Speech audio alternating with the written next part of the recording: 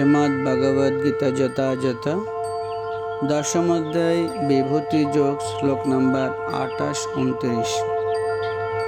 আয়ুধানম অহম বজ্রম ধনুনাম অস্মি কামদুক প্রজনাহ চাস্মি কন্দর্পঃ সর্পানাম অস্মি বাসুকী অনন্তঃ চাস্মি নাগানাম বরুণঃ ইয়াদৃশম অহম পিতॄণাম অর্জমা চ अस्मि ইয়াম সংযতম অহম।